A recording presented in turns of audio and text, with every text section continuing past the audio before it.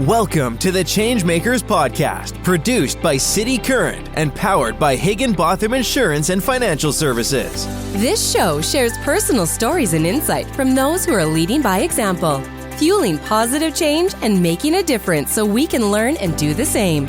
We cover life lessons, business advice, passion, and purpose. Now here's your host, Jeremy Park.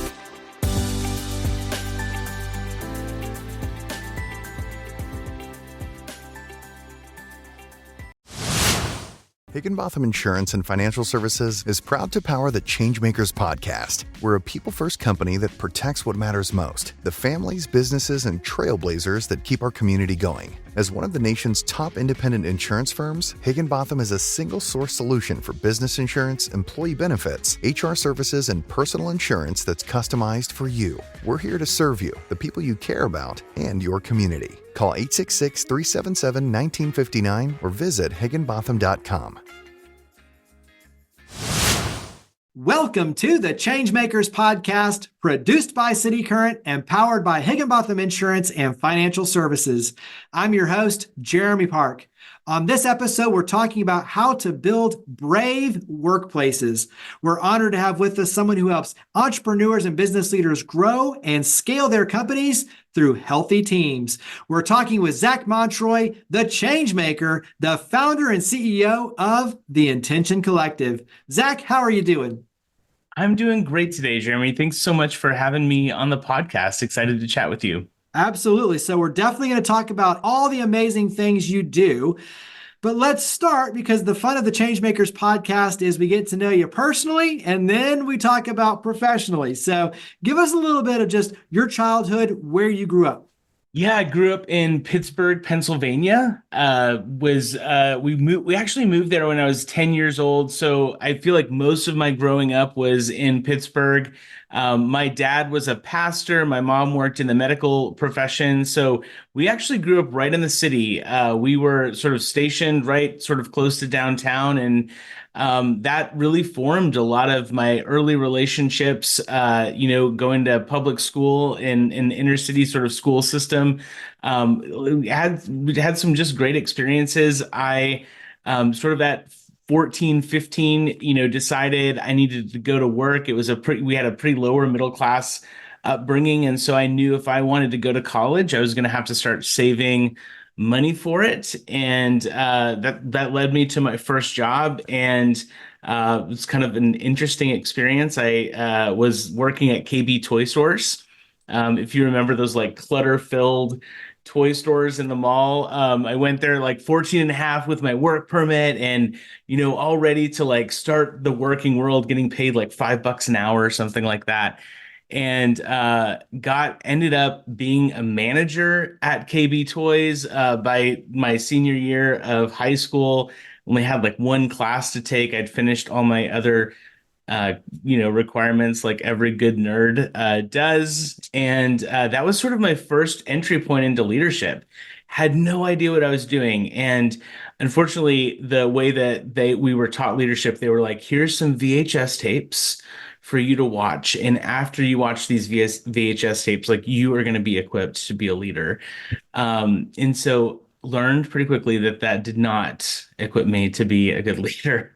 I had no idea what I was doing. I mean, just, as a 17-year-old, I'm like, these people who gave me this position should really be questioning their decision-making abilities. But went to college, then ended up working for some really great leaders, some really bad leaders, and I ended up with a marketing degree, but then really loving the people side of work, and so moved into HR and then leading operations for a number of different organizations. But had some just amazing mentors along the way who spoke into me, built into me as a leader, told me the hard stuff, held me to my integrity, and that really, I think, positioned a calling on my life to be able to do that with other teams and other companies, and is what led me to stepping into consulting a number of years ago.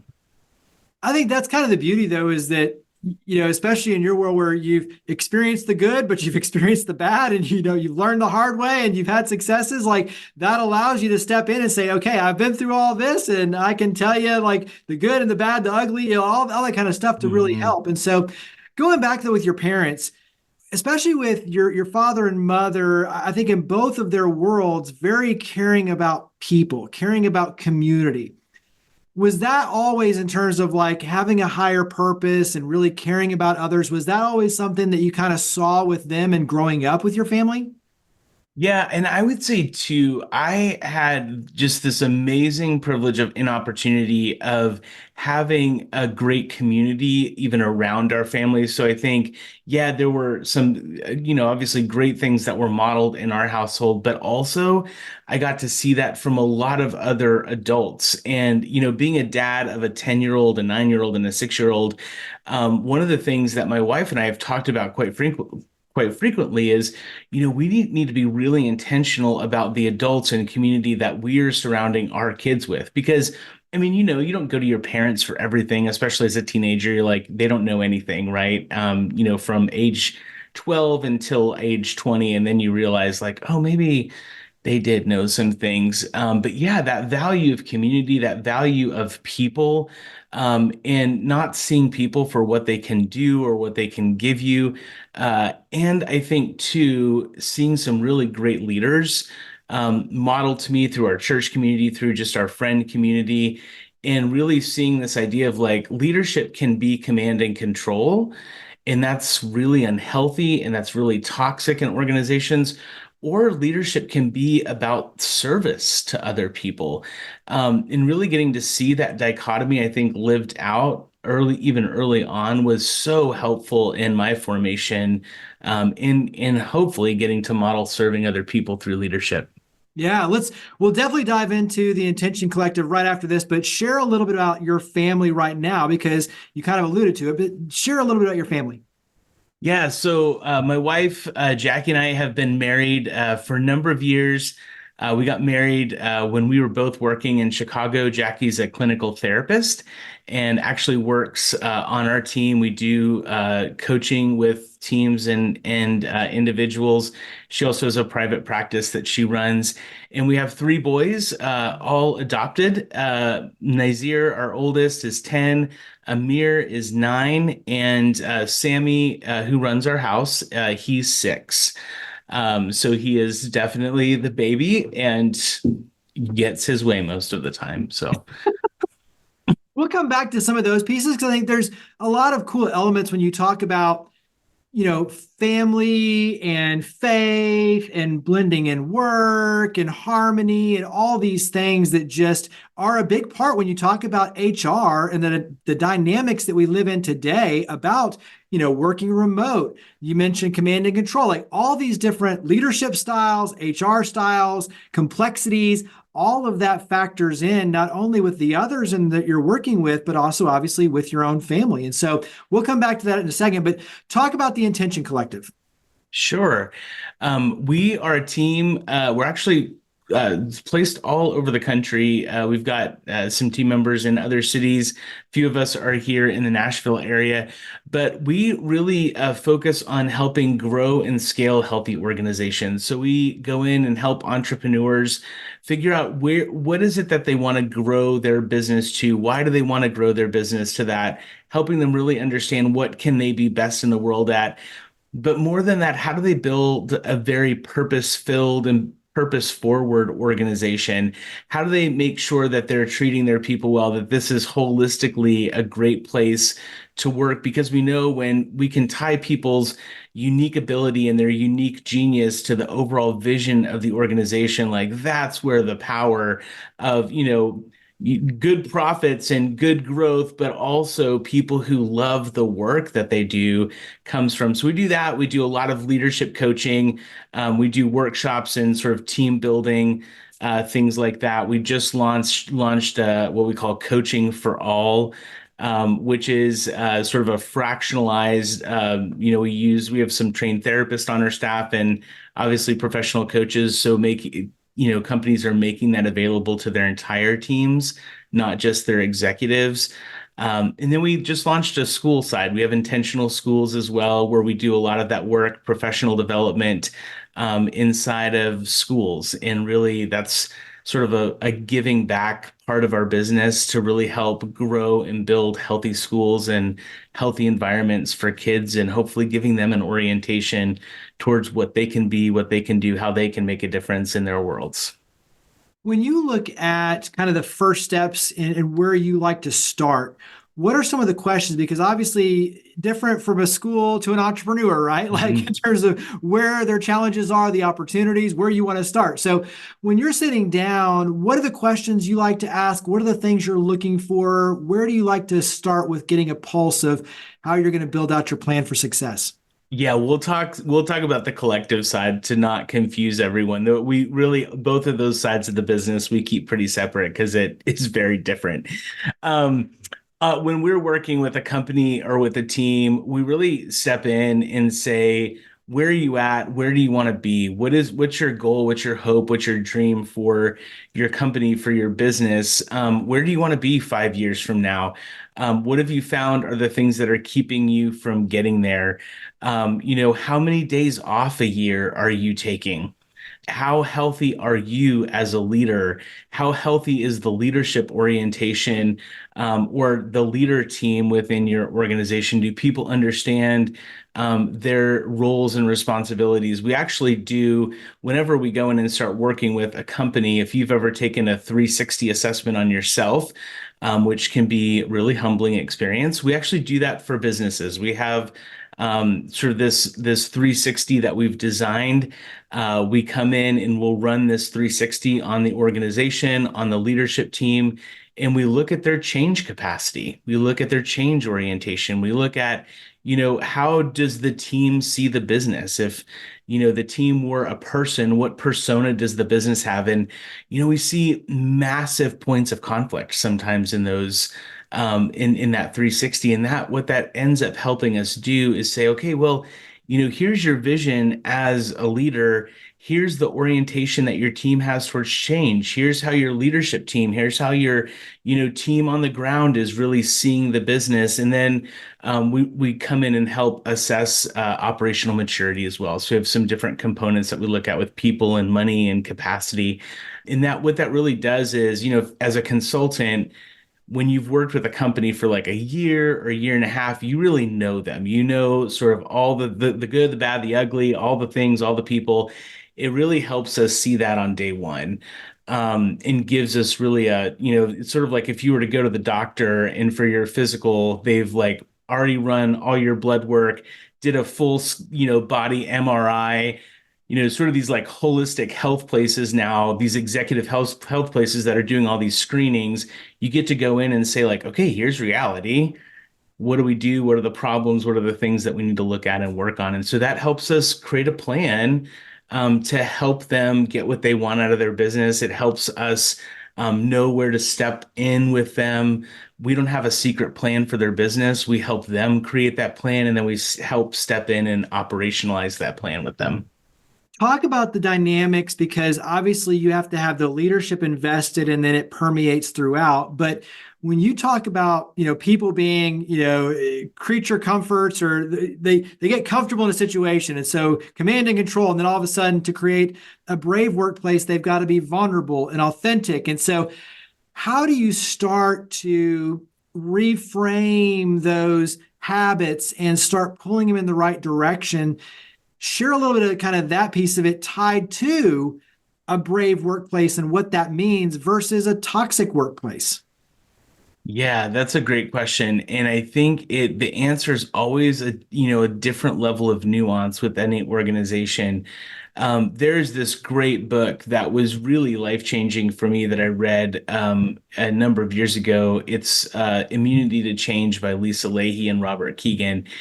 And, in grad school, like we went through all these case studies of organizational change and why organizational change doesn't, end up happening, and all the, and it really comes down to, for all of us, we all have some level of immunity to change. Like we are, wired to feel safe, change doesn't feel safe. Change always threatens some way of doing or being or whatever. And in Dare to Lead, the researchers who were helping Brene Brown with that project found that the biggest fear in the workplace is the fear of irrelevance.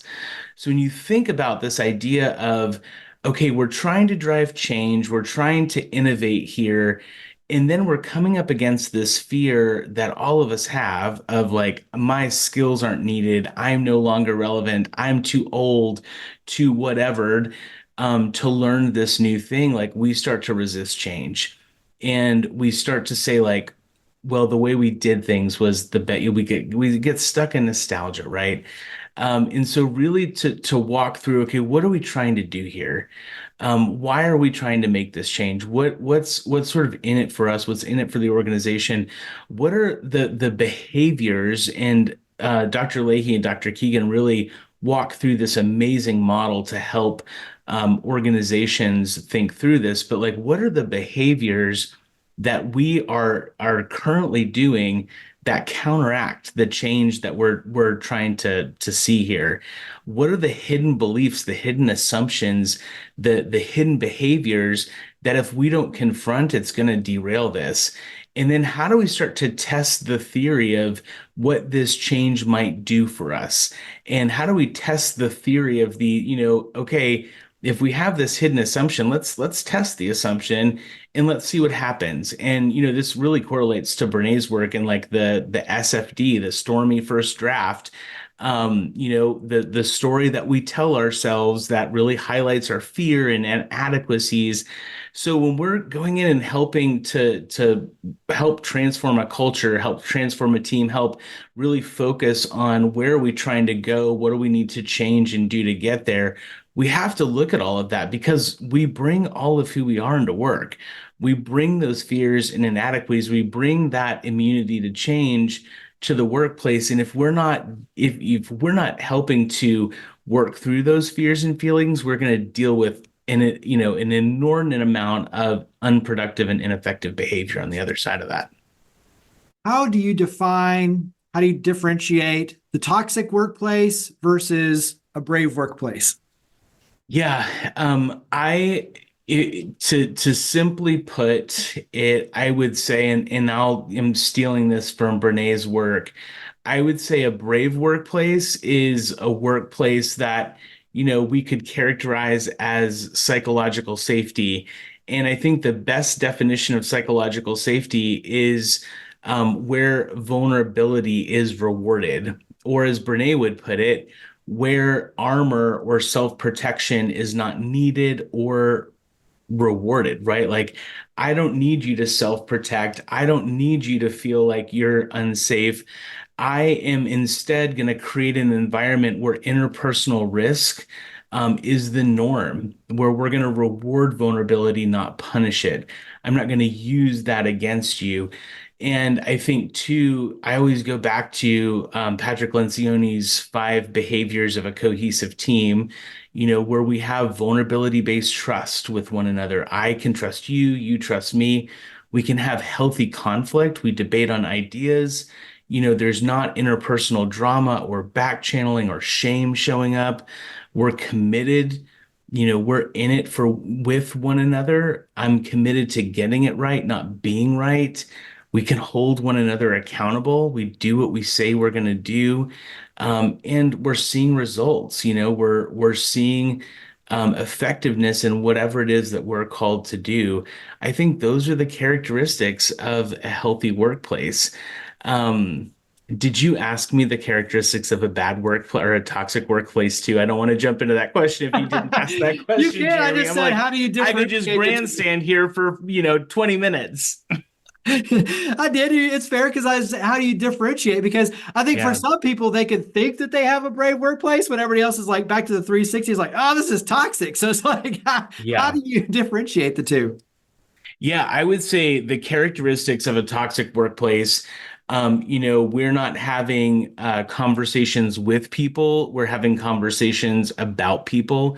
So we see back channeling happening, the blaming and finger pointing, comparison, not healthy competition, but Jeremy, have you seen how, Gina is performing? Oh, Gina's so much better and Gina does all these things right. You should be more like Gina. Or discrimination, favoritism, gossiping. We see self-worth being tied to your productivity, passive aggressiveness, sarcasm.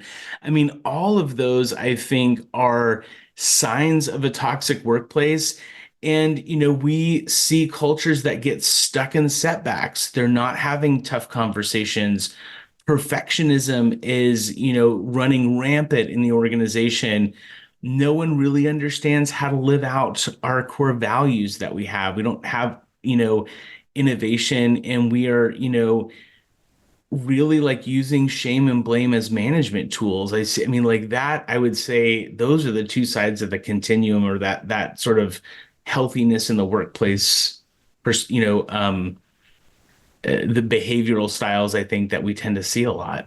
Yeah, I mean, I think in one, you're uplifting, you're collaborative, you're vulnerable, and then the other one, like you're saying, you're shaming, and it's more of the ordering, and you've got all the gossip and all the issues. And so I think, seeing it, understanding it, that obviously gives people an idea of, okay, where am I in this picture?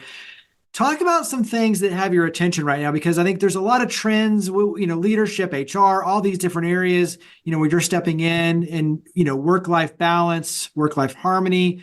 Some talking about vacation, and now the trend of unlimited vacation, but you're seeing all the playful videos on social media where it's like, well, now you have unlimited vacation, but you have to have it approved. And so it might not really be unlimited, right? Yeah. So, there's a lot of dynamics in the work from home. All of that plays in. Good or bad, what are some of the things that have your attention from a leadership perspective, especially when it comes to creating success? Yeah, and you talked through a lot of those different trends that we're seeing, are like the hot topics right now. And oftentimes, we see those and we think about them, and underneath them, though, they can all be good things and they can all be really harmful things. It really depends on the orientation of, how vulnerable are we? How much do we trust one another? Because I mean, we've seen companies that have said like, oh, we're going to have unlimited vacation, but people have to get it approved and you can't have more than a week off. Well, that's not really unlimited vacation. You're just using that as a way to recruit people and trick them into a job. We've also seen crazy things like, we're gonna let everyone work from home, but I'm gonna secretly install software on their computer so that I can see how much they're actually working, because I don't actually trust that people are working. Well, that is not trust. That is, I would say, that is like Big Brother monitoring. So if we can't trust our team, then certainly like these benefits that we're trying to give people are really, I mean, at the end of the day, it's really just trickery or a bait and switch kind of thing. Because if you found out that your employer is tracking your every move on your computer, I think they certainly don't trust me to do my job. And then we see, organizations where like, yeah, okay, unlimited vacation, and at the same time, we're really clear on what we need from you. We are really clear on what's your role, what you're held accountable to, what you have the authority to do and the autonomy to do. I love Dan Sullivan's book, Who Not How. Hire the right people. Spend a lot of time in the hiring process. Be really clear about your values, what's okay, what's not okay. Be really clear on what we're focused on, and let people figure out how to do the work. Like, give them some freedom in their job. One of my teammates was teaching yesterday, and she recited this quote, and it hit me like a ton of bricks. Unclear expectations are simply premeditated resentment. And I thought that is so powerful. So often we are not clear on expectations, and all we're doing is like premeditating resentment towards that person in the future. So like any of these trends, unlimited, all these extra benefits, like if you're using them as a guise to try to get past the fact that no one trusts anyone in your workplace, you have much bigger work to do. Give me a tip around accountability, and it could be accountability for yourself or it could be accountability for your team. Yeah, I mean, I think accountability, most, simply put, is we do what we say we're going to do. Um, I hold myself accountable, you hold yourself accountable, and we're okay having those conversations. We're clear, we're kind with one another. I think the best kind of accountability is peer-to-peer accountability, where we're really clear in what we're committing to, what we expect of one another. And, Jeremy, if you say you're going to do something and you end up not doing it, then I can say, what happened? What's going on? Where might you need support? But by you not doing that, here are the consequences. And I'm not giving you an interpersonal attack here. But at the same time, we're a team, we're reliant on one another. But I think most leaders are adverse to holding team members accountable. And then, as a team member, I'm not going to do your dirty work for you if you're not willing as my boss to do it. Culture always defaults to the worst behavior we allow. It always defaults to the worst behaviors we allow. So if I, as a leader, am not holding you accountable and you're on my team, I can't imagine someone else on the team is going to do that for me. And then as a teammate, the other teammates are like, well, if he's not going to be held accountable, why should I do the extra work? Why should I pick up the slack? Why should I be giving my 100% to this? And I think that's a great sports analogy too, is the best coaches hold the team, the players accountable, but the players hold each other accountable too. And Right. You always heard that a lot with Kobe Bryant, where he was holding his teammates just as accountable. He held himself to high standards, but he also too held his teammates to high standards. And I think that plays out obviously in the business context just as much, like you're talking about. Absolutely. Absolutely. It's incredibly important, and it's incredibly important that we're resourcing one another and our teams to be able to have that kind of clarity with one another. How do you focus on the harmony? So balancing all this, and especially when you talk about pouring in and helping other companies, entrepreneurs, business leaders, it's a lot of work and a lot of sacrifice. And in many cases, you're meeting them on their time schedules and such. And so how do you balance, for you and your wife and your family, how do you balance the Intention Collective with your own family? Yeah, that's a great question. And I think one that we are constantly learning, and that we just have had to have the commitment to be in constant conversation of, we do a lot of quarterly planning and a lot of annual planning. So end of quarters, beginning of quarters is always like a busy time. But for Jackie and I to just be very intentional about, okay, hey, these weeks are coming up, these things are coming up. What do you have? What do I have? What do the kids have? That's been a really key piece to us in sort of keeping everything, being able to prioritize the right things. I hate using the word balance because I don't think that really exists for us. But like Jackie and I talk every week about what does the week upcoming look like. We use some of the same tools, like, hey, the story I tell myself when you come home and pull out your computer is that the family is not important. How do we work through that? How do we talk through that? Again, like we have to practice what we preach. And for us, it's just trying to be very intentional about time, very intentional about boundaries. I try not to work at night, try not to work before the kids go to bed. We try to be very intentional, like weekends are free from work as much as possible, just because, our priority is first to be, good in our relationship with one another and to be good parents and engaged parents. And so that has to come before work. Yeah, I'm like you. I typically say harmony because, to your point, like it's hard to have balance. Like no such thing in this Right. world. What's something that you've learned from your wife? So, what's something that you've kind of learned from her that's made you a better person, personally, professionally, spiritually? But what's something you've learned from her? Yeah, I think Jackie is first one of the most empathetic people on the planet, and I think just deep empathy for others, deep recognition that people on the whole are doing the best that they can, to not be judgmental. She is a great listener. She's a great conversationalist. And I think one of the big skills she's taught me is to be comfortable with silence. When we're facilitating, when I'm coaching, I mean, that's a tool I use commonly. Like, I shouldn't just be waiting for my turn to talk. I need to be curious and ask really good questions, and then let's sit in that and think about it and reflect and be mindful. She's amazingly gifted at those things. What about from your kids? How has that dynamic made you a better person, made you a stronger family?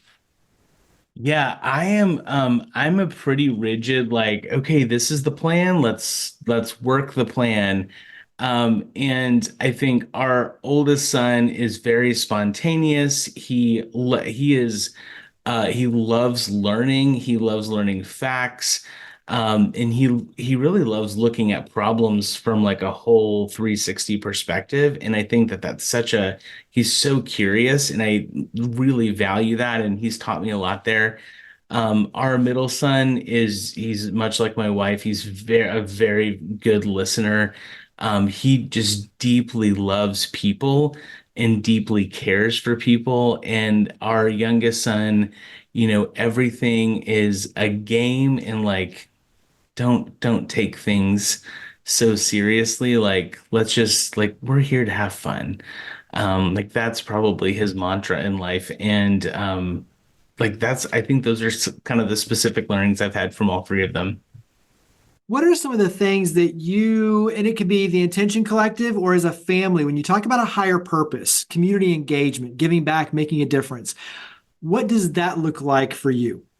Yeah, well, first of all, as a company and as an organization, it's very, very important to us. We give back about 10% of our revenue as an organization every year to different causes and things that that are very near and dear to our heart. So for us, that's looked like racial inequities, really working in that space. My wife helped start an organization called Reimagine Nashville, where she got a group of friends together to give money every month. And that money just goes in a pot, and then they vote on a different nonprofit that is working to solve the issues that systemic racism has caused in our community. And they give back to those nonprofits that tend to be really underfunded. So we do a lot of giving and work there. Our kids attend a school in Franklin that is really devoted to very intentional racial diversity and socioeconomic diversity. And so that means like 60% of the kids are on free and reduced scholarships. And so we've done a lot of work, giving back the work that we do with organizations, and obviously working to support their mission. Those are things that are just very near to our heart. And, we let our kids be a part of, our giving as well. They give to Reimagine Nashville. We let them help us on our vote that we get to make each quarter on that as well, to really help them understand that, as a human, we're here for a higher purpose, and we're here to give back and to, be all in with our community around us. When you look at tying that into the Intention Collective and working with other businesses and organizations and helping them find their higher purpose, their due north, share a little bit of what that's like. Yeah, it looks different for different organizations, right? And I think for, every one of the teams that we work with, we don't work with companies who are just like, I want to, grow this thing as fast as I can, as quick as I can, so that I can sell it and have an 8-figure exit. We're like, great, have the best time doing that. That's not really what we're called to do. Because I think for us, it is, where are you giving back? How are you affecting your community? I think really, really importantly, how are you affecting the people who've been entrusted to your care? How are you treating your team and your organization? And so really helping them figure out what are you best in the world at? What are you uniquely positioned to do? What drives your business? But where are you trying to take this and what's in it for your team? How are you serving them in the work that they're doing? It's interesting. And I was just reading this study from, I think it was from Harvard, but they were saying that one of the best ways to drive employee engagement is giving them time on a regular basis to go serve their community by volunteering. So, you kind of think about like all the money that's been spent on employee engagement initiatives. One of the best things you can do is actually just give your employees time and agency on who they want to go help and support and let them go do that work in their communities, which I think is like, I think a lot of us have known that maybe for a lot of years, but to like have some good validated empirical research on our side is also really, really helpful. So yeah, that's sort of the coaching and work that we've been trying to do with companies. And I think that's extremely important is that the nonprofits, the social impact organizations, they need volunteers. And they, yes, the corporate outing of 100 people going and serving together as a team building thing, that's great. But they need regular, sustainable opportunities of small groups coming out on a weekly basis or a daily basis. And so there's a huge need for, board engagement, volunteerism, all the physical engagement.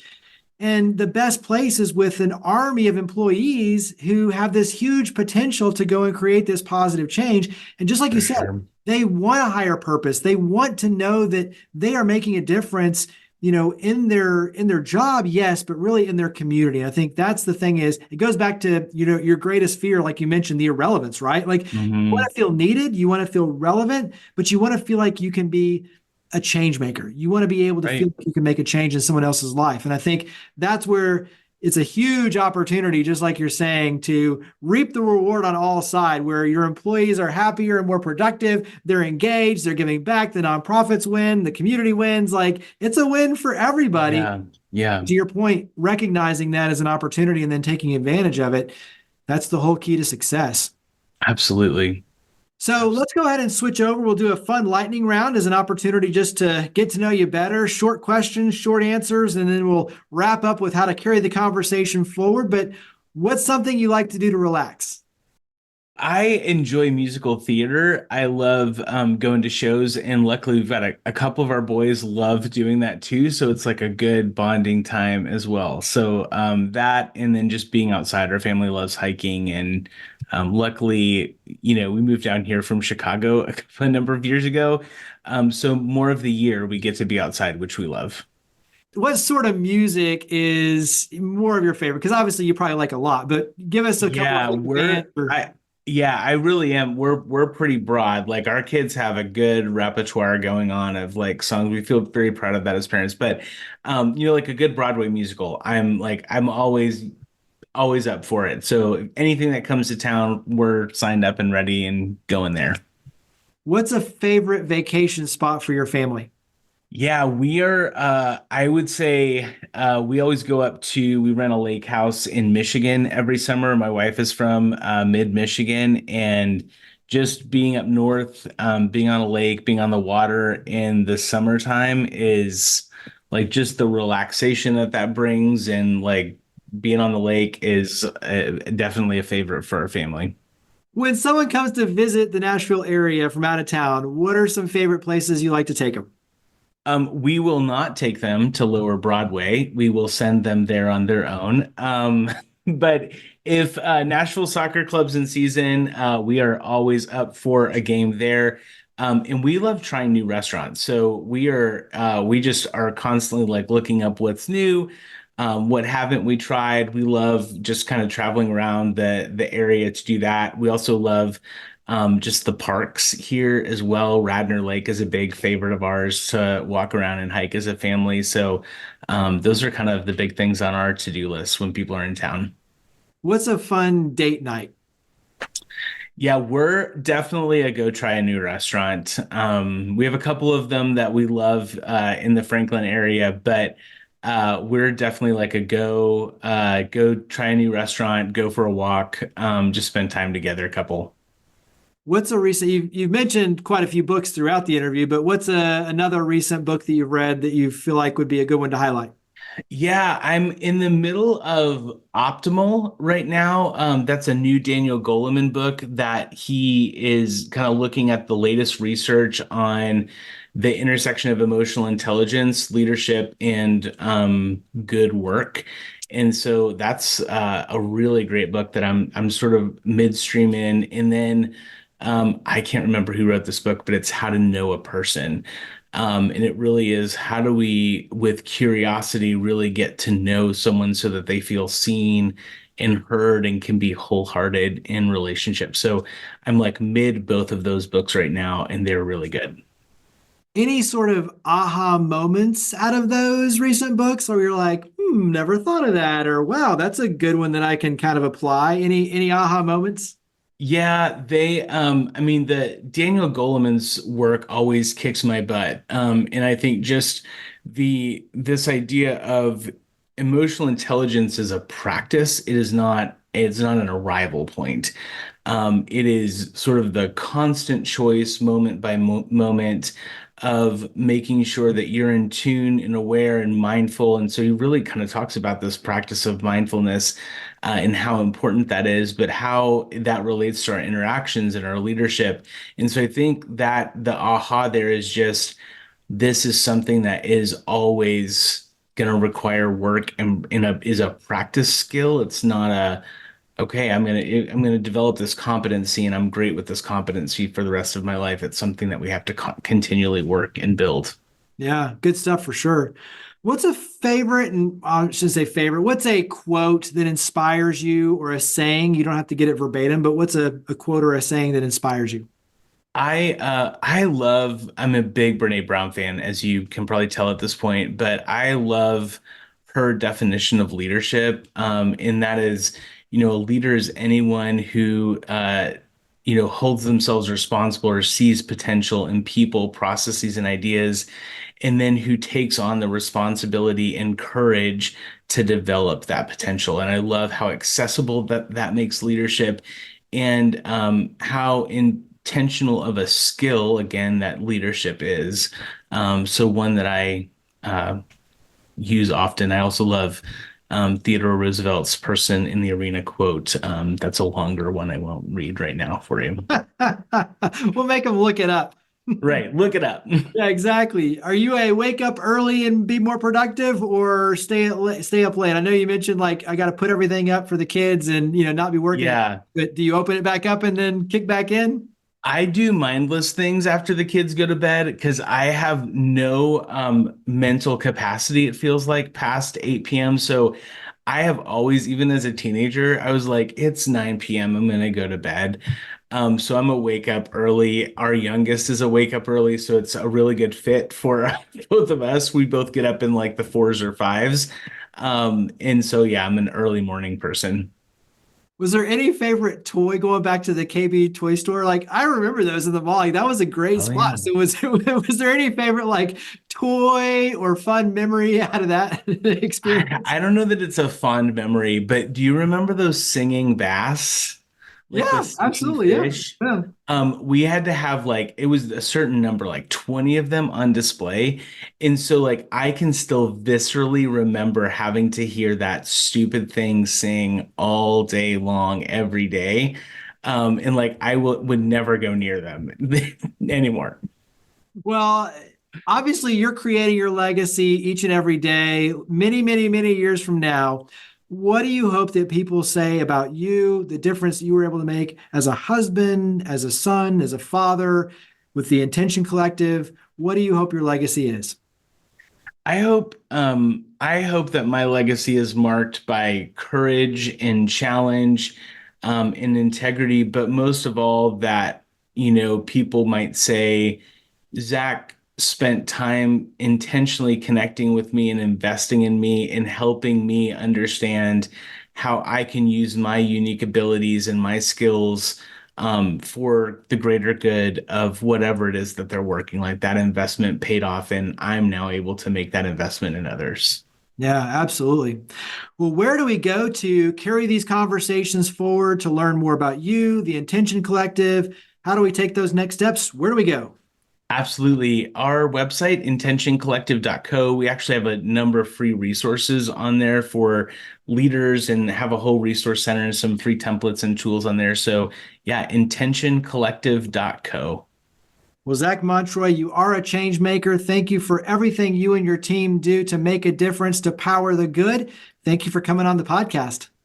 Thanks so much, Jeremy. It was great. Higginbotham Insurance and Financial Services is proud to power the ChangeMakers Podcast. We're a people-first company that protects what matters most, the families, businesses, and trailblazers that keep our community going. As one of the nation's top independent insurance firms, Higginbotham is a single-source solution for business insurance, employee benefits, HR services, and personal insurance that's customized for you. We're here to serve you, the people you care about, and your community. Call 866-377-1959 or visit higginbotham.com. Thank you for listening to the ChangeMakers Podcast, produced by City Current and powered by Higginbotham Insurance and Financial Services. To learn more, to listen to past episodes, and to share your stories of other changemakers who are making a difference, visit citycurrent.com or call 901-321-1020. Follow the conversation online using the handle @CityCurrent or the hashtag #PowerTheGood.